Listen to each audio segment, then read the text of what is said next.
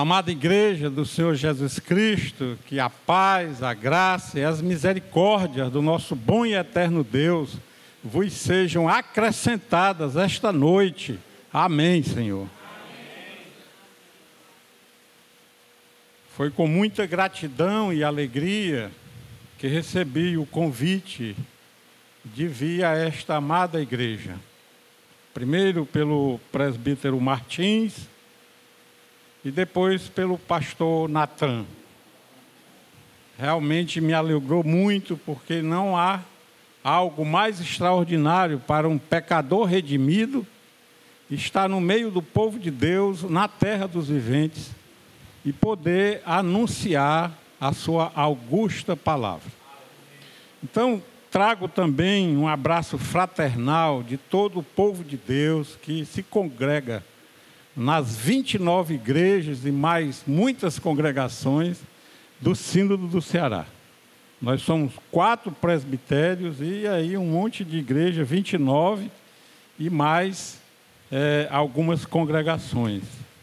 Então vamos abrir a augusta palavra do Senhor, a revelação especial de Deus para o seu povo, no capítulo 18 do segundo livro dos Reis. Capítulo 18 do segundo livro dos Reis. Vamos ficar em pé assim que encontrar o texto bíblico, em reverência ao autor da palavra, não a palavra, mas ao nosso Deus eterno, que é o autor desta palavra. Segundo Reis, capítulo 18. Segundo Reis, capítulo 18. Eu lerei do verso 1 ao verso 7. Do verso 1 ao verso 7, e a amada igreja acompanha com interesse e atenção a leitura do texto sagrado. Diz assim, o título editorial desse texto: O reinado de Ezequias de Judá. No 3º ano de Oséias, filho de Elá, rei de Israel, começou a reinar Ezequias, filho de Acás, rei de Judá. Tinha 25 anos de idade quando começou a reinar, e reinou 29 anos em Jerusalém. Sua mãe se chamava Abi e era filha de Zacarias. Fez ele o que era reto perante o Senhor, segundo tudo o que fizera Davi, seu pai. Removeu os altos, quebrou as colunas e deitou abaixo o poste ídolo, e fez em pedaços a serpente de bronze que Moisés fizera, porque até aquele dia os filhos de Israel lhe queimavam incenso e lhe chamavam Neustã. Confiou no Senhor, Deus de Israel, de maneira que depois dele não houve seu semelhante entre todos os reis de Judá, nem entre os que foram antes dele. Porque se apegou ao Senhor, não deixou de segui-lo, e guardou os mandamentos que o Senhor ordenara a Moisés. Assim foi o Senhor com ele, para onde quer que saía. Lograva bom êxito, rebelou-se contra o rei da Assíria, e não o serviu. Que o Senhor Deus abençoe e aplique aos nossos corações, de forma absolutamente poderosa, a porção da sua palavra. Amém, Senhor. E a igreja pode sentar.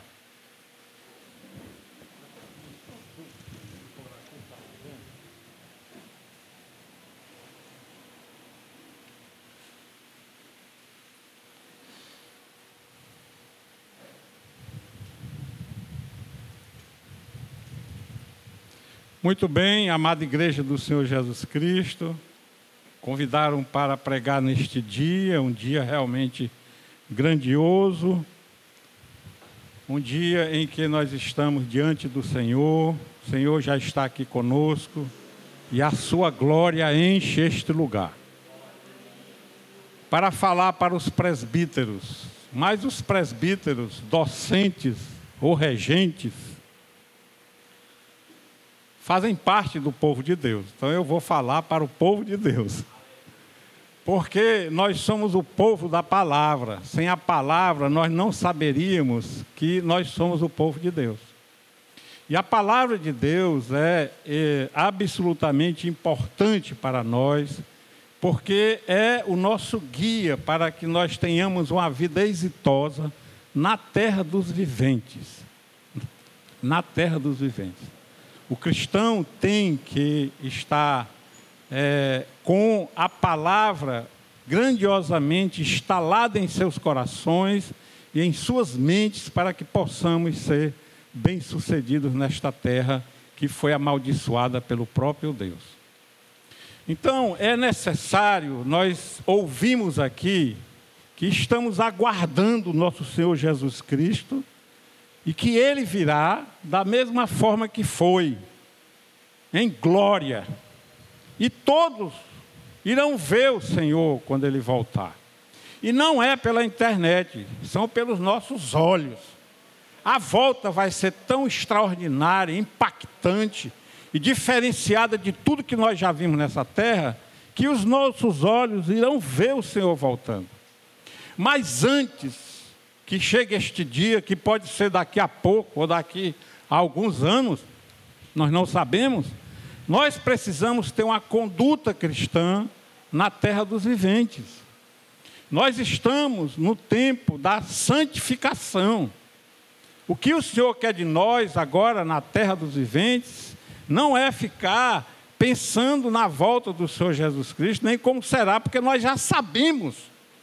Aquele que ainda não sabe, aquela que ainda não sabe, precisa ler a palavra de Deus, porque na palavra de Deus já está estabelecida que Ele virá. Mas precisamos sim ter uma vida de santificação. E esse homem, Ezequias, é um homem que nos mostra, pela leitura que nós fizemos, que ele tinha uma vida santificada. Nós estamos aqui no Reino do Sul. Israel foi dividido, nós tivemos 3 reis, com todas as tribos unificadas, Saul, Davi, Salomão. E logo depois o reino foi dividido. Reino do Norte, Israel, capital Samaria, 10 tribos. E Reino do Sul, Judá, capital Jerusalém, 2 tribos.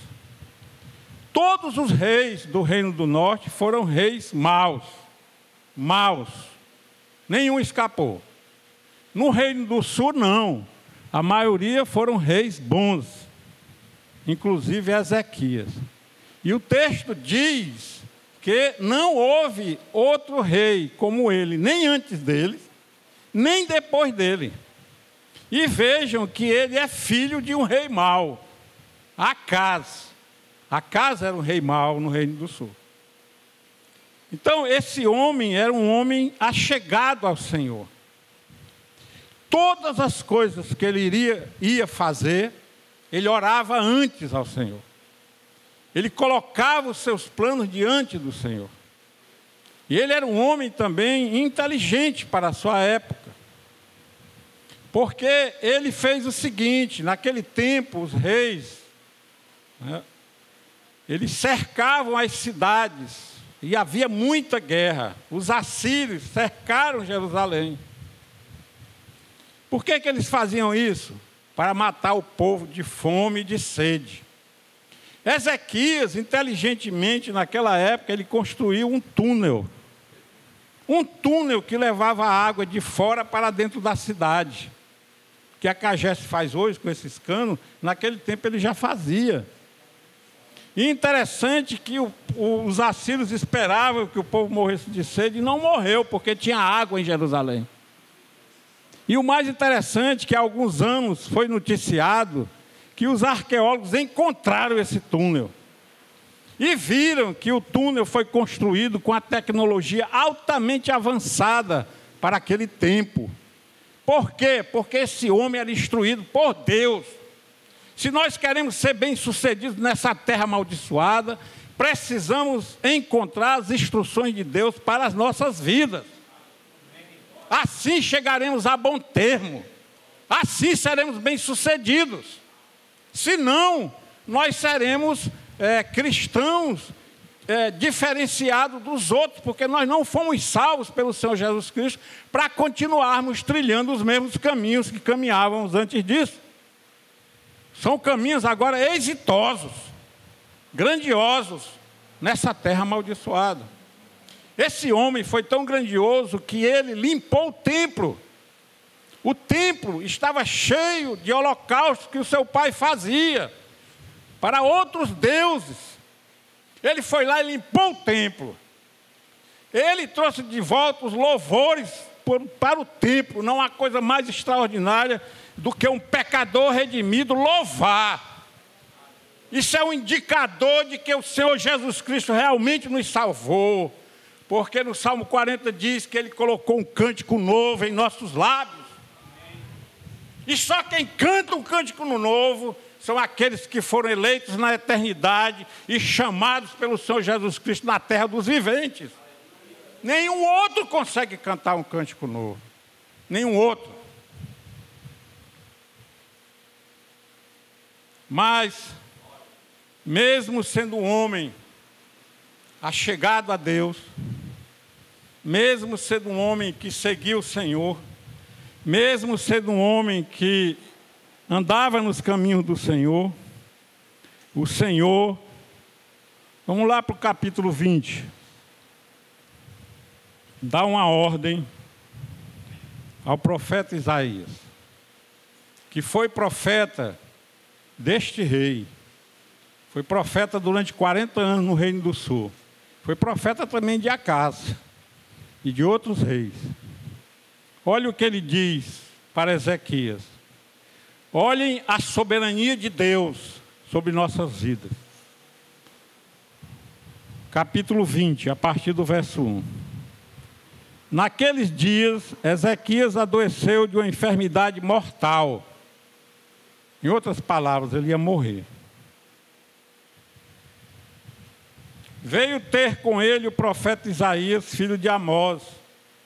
Ele disse: assim diz o Senhor, olha quem foi que trouxe a morte para Ezequias.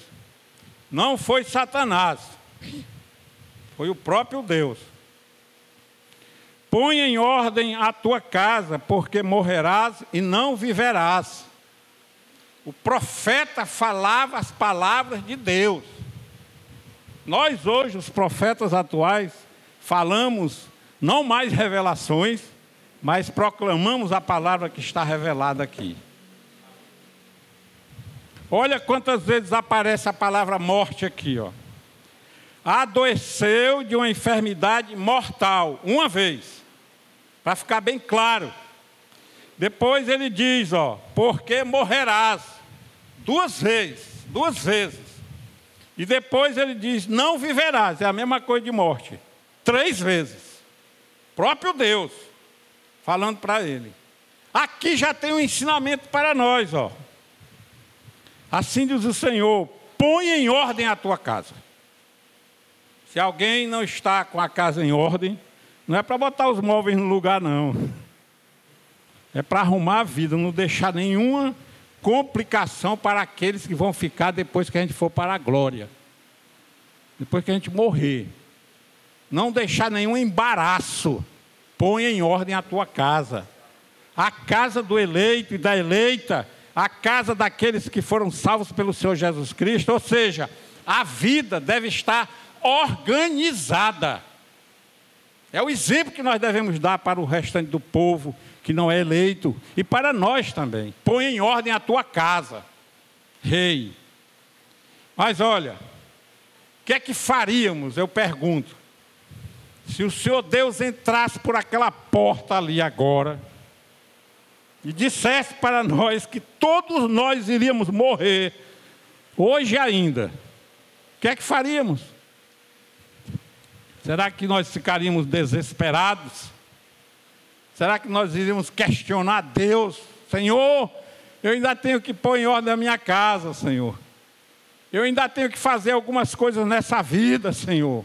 Não me leva agora. Esse homem não disse isso.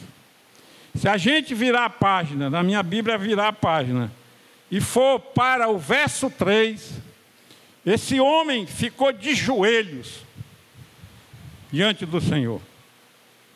Mesmo o Senhor dizendo que ia matá-lo, ele não se afastou do Senhor. Ele foi para perto do Senhor. Porque a oração é o caminho que nós percorremos até a eternidade antes de estarmos nela. Porque lá à direita do Deus Pai está o Deus Filho e Ele intercede por nós. E quando nós oramos, ou de olhos abertos, ou de olhos fechados, ou de joelhos, ou nos nossos quartos, ou no meio do povo, nós estamos, na verdade, acessando o Santo dos Santos, através de Cristo, que é santo por natureza. Olha o que ele diz. Lembra-te, Senhor, olha a audácia desse homem. Lembra-te, Senhor, e o Senhor aqui na minha Bíblia está em caixa alta. E quando o Senhor está em caixa alta, Ele está falando o nome perfeito de Deus, né?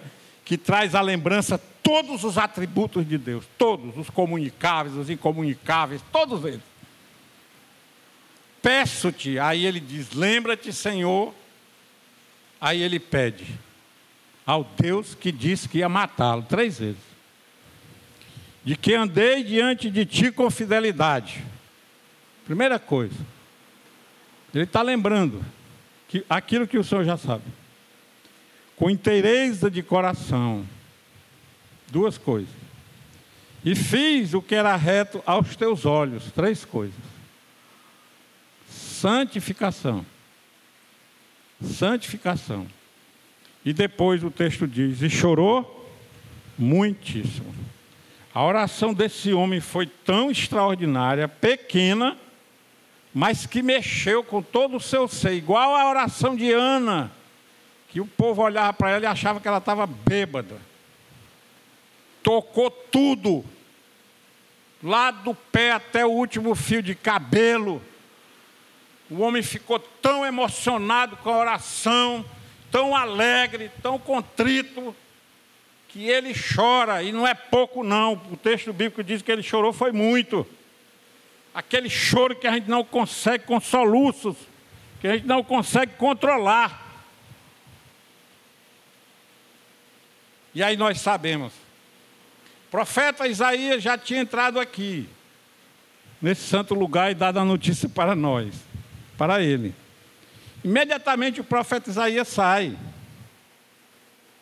Aí ele estava ali lá na Praça 31 de Março. Para quem conhece, a Praça 31 de Março está bem ali, né? Ou seja, fora do reinado, né? E o Senhor Deus diz para o profeta Isaías, volta, porque eu ouvi a oração do meu príncipe. E Isaías também muito obediente, não pergunta a Deus, Deus já mandou eu matar o homem, dizer para ele que tu vai matá-lo, agora eu tenho que voltar para dizer que ele não vai morrer. Ele não pergunta nada disso. Ele volta. Ele volta e diz para o rei que ele vai viver mais 15 anos. Muitos desavisados olham para essa oração e afirmam que a oração muda os desígnios de Deus. Isso é errado. Isso é mentira. Oração nenhuma muda os desígnios de Deus. Os desígnios de Deus são eternos, permanentes. Quando oramos, na verdade, nós estamos nos alinhando à vontade de Deus. Deus já coloca em nossa mente, em nossos corações, as palavras que Ele vai ouvir. Não somos nós não temos condição de elaborar orações grandiosas. É o Espírito Santo e é o Senhor Jesus Cristo que vem até nós e diz como nós devemos orar. Sabe por que eu digo isso? Qual foi a decisão? Que ele ia morrer. E a decisão foi mudada? Não. Ele morreu. Vocês viram Ezequias andando por aí? Eu não vi. Ele morreu. Mas o Senhor Deus tomou outra decisão. Não ia mais matá-lo naquele tempo. Ia matá-lo daqui a 15 anos, alguns anos. Mas mesmo assim, o Senhor se agrada do seu povo, quando o seu povo caminha conforme as suas vontades. Não tem nenhuma dúvida, eu não tenho nenhuma dúvida disso. O Deus Todo-Poderoso, imutável, Espírito, Ele se alegra quando pecadores redimidos como nós cumprimos a vontade dEle. E foi isso que esse homem fez. E é isso que nós devemos fazer. Primeiramente os presbíteros, porque são oficiais da igreja, tanto os docentes como os regentes, e todo o povo de Deus. Aí vamos ver o que é que esse homem fez. Está lá no capítulo 18, do 1 ao 7. A primeira coisa está no verso 3 e no verso 6. Fez ele o que era reto perante o Senhor, segundo tudo o que fizera Davi seu pai, porque se apegou ao Senhor, não se deixou de segui-lo, e guardou os mandamentos que o Senhor ordenara a Moisés. Retidão. A ideia é um caminho reto mesmo. A ideia é olhar para o alvo que é Jesus Cristo, como está lá em Hebreus, o nosso alvo, e sair correndo até encontrar o Senhor Jesus Cristo, sem parar naquele estádio que está lá, descrito. Não é para se desviar nem para a direita nem para a esquerda. Retidão é isso, é consagração permanente ao Senhor. E ele continua no verso 6 dizendo: se apegou ao Senhor. A quem nós estamos nos apegando? Ao mundo? Ao nosso amigo? Aos pastores? Aos presbíteros? Não, tem que se apegar ao Senhor. Aqui é um abraço de tamanduá. Tamanduá, quando abraça alguém, você tem que cortar os pulsos dele, porque você não consegue abrir os braços dele. É apegado. É como as crianças, quando choram, quando caem, o que é que elas fazem? Chama a mãe primeiro e depois se agarra a mãe. Não tem quem tire ela dos braços da mãe. A quem nós estamos nos apegando? Nós devemos nos apegar ao Senhor. E ele continua dizendo o seguinte, ó: seguiu ao Senhor. A quem nós estamos seguindo? Pastor, mas eu não estou vendo o Senhor na minha frente, como posso segui-lo? Aqui, nessa augusta palavra diz como nós podemos seguir ao Senhor. Não podemos seguir as coisas deste mundo. Este mundo é efêmero. Ele irá acabar, já está instituído na palavra de Deus. Eu gosto muito de algumas coisas daqui, da minha terra, que eu nasci lá no Iguape, na praia. Mas eu não posso me apegar às coisas deste mundo. Nós não somos desta pátria. Nós somos da pátria celestial. Nós somos forasteiros aqui. Em algum momento o Senhor chega e nos arrebatará, glorificados. Enquanto nós não seguimos o Senhor na eternidade, precisamos segui-lo aqui na terra dos viventes.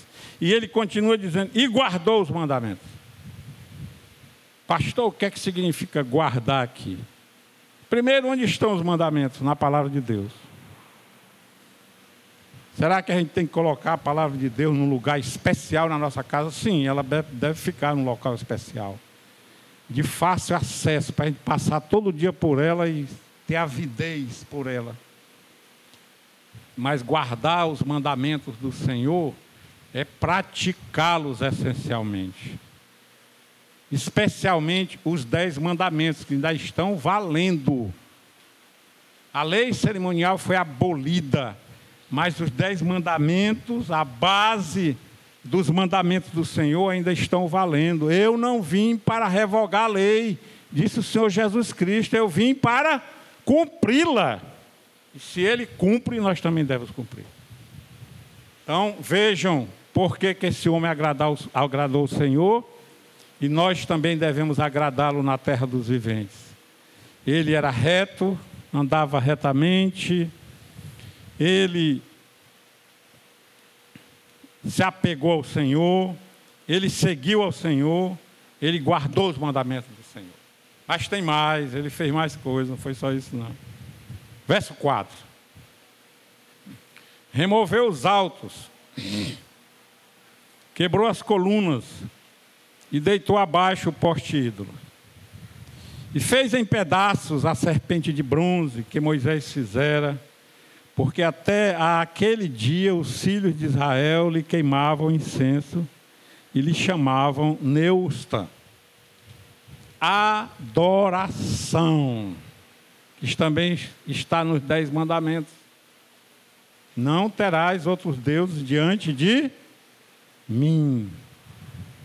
Ele saiu quebrando tudo. E a Neustã, que desde o tempo de Moisés, olha só, ainda estava entre o povo de Deus. Adoração permanente ao Senhor. A adoração não se restringe a este culto. A nossa vida tem que ser pautada pela adoração. Tem que ter uma liturgia da nossa vida, com oração, leitura da palavra, seguir os mandamentos, louvores. Ele fala de ídolos aqui. Ele fala de um ídolo antigo.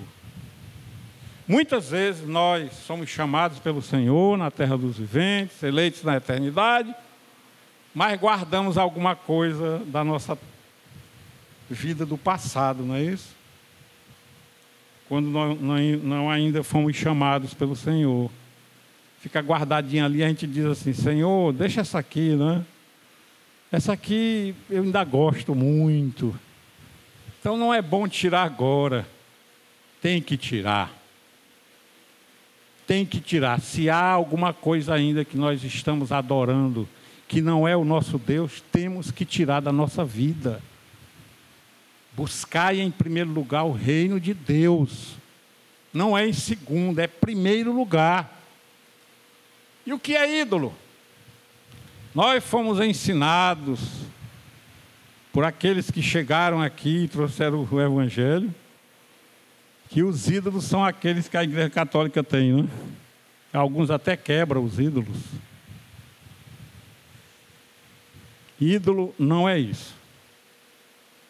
Ídolo é tudo aquilo que é mais importante para nós do que o nosso Deus.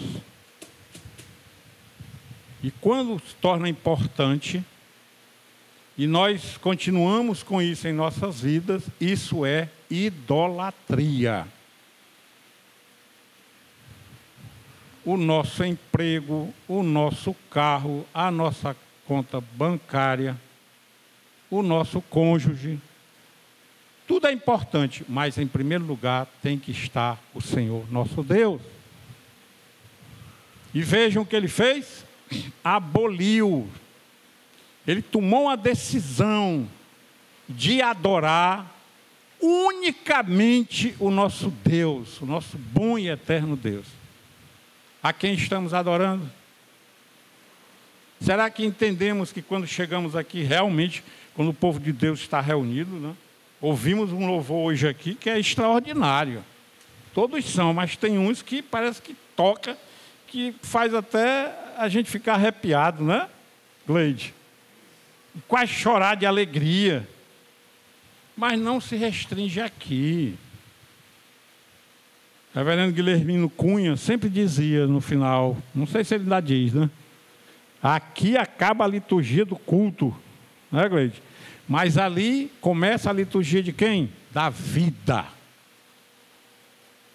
Então vejam, a quem estamos adorando? Ao Senhor?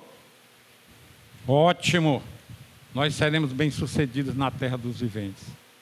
Ao Senhor, mas 99,99% não seremos bem-sucedidos, amada igreja. Está faltando alguma coisa. Está faltando alguma coisa. Então veja esse homem reto, se apegava ao Senhor, seguia ao Senhor, guardava os mandamentos do Senhor e adorava o Senhor em espírito e em verdade. Mas tem mais coisas, verso 5.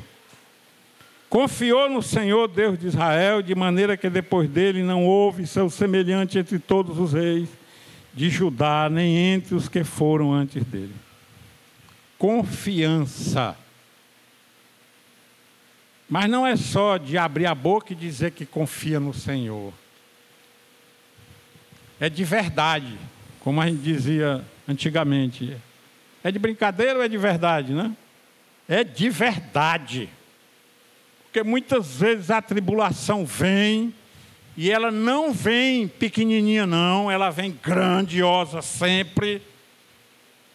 Porque a ação do nosso Deus vai ser mais grandiosa do que a tribulação, do que o problema.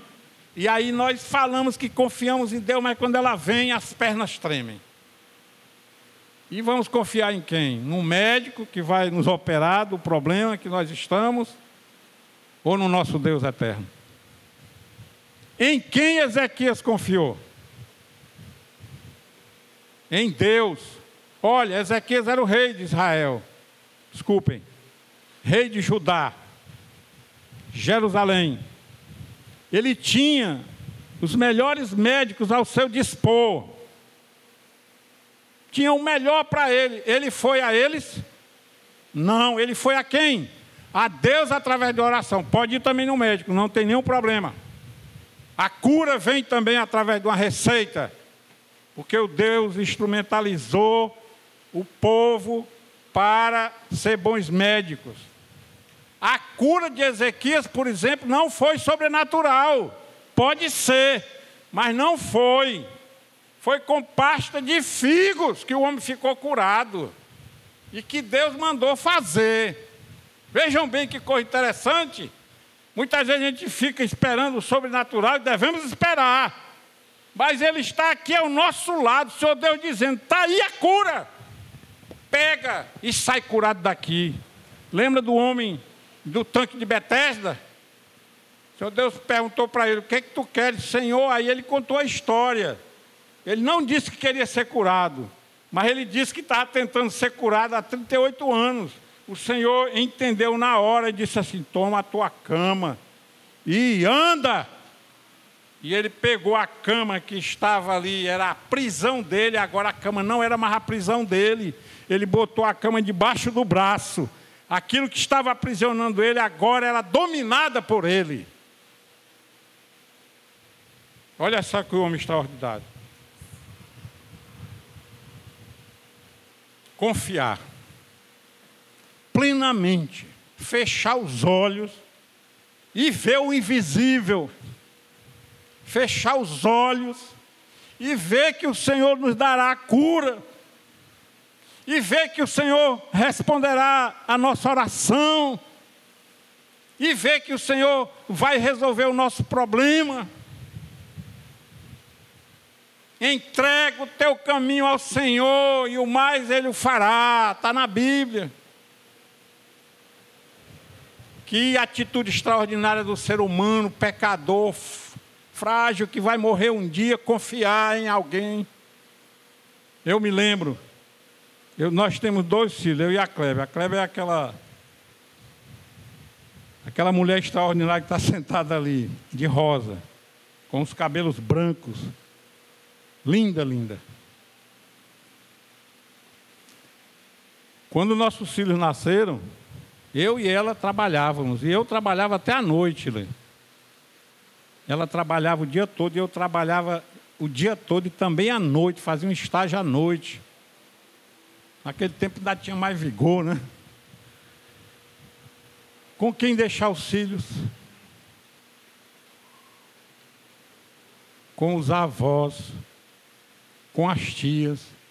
Hoje nós temos uma neta. Com quem o meu filho e a minha nora deixam a sua filha? Com os avós. E aí, gente, nós íamos trabalhar e passávamos os dias todos tranquilos. Sabe por quê? Porque nós depositamos confiança nos nossos parentes. Confiança é isso. Imagina depositar nossa confiança no Deus eterno, que é melhor do que o povo que está aqui na terra dos viventes. É melhor do que os meus parentes, com certeza é. Confiança é fechar os olhos e ir ao encontro da graça, da bênção. É por isso que o Senhor se agradou desse homem, mas mesmo se agradando, não mudou o seu desígnio. Não mudou. Finalmente,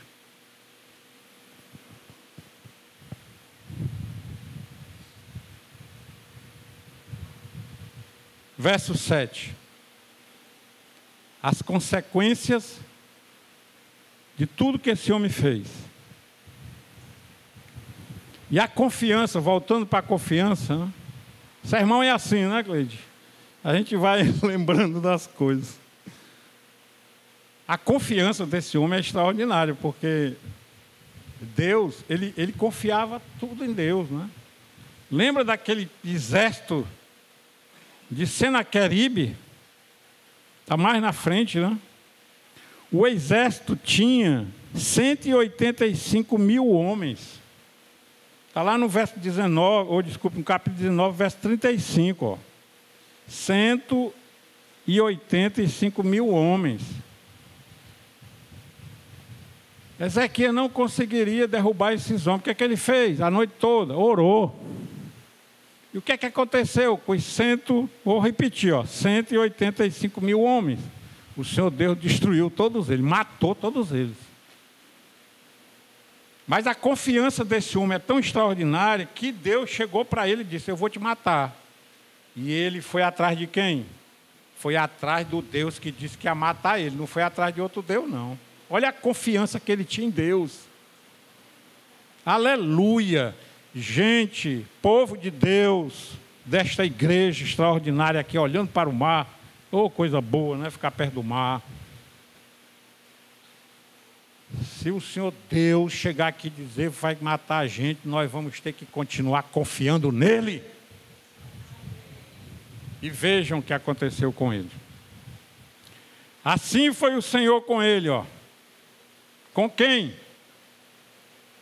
Com Ezequias? Não.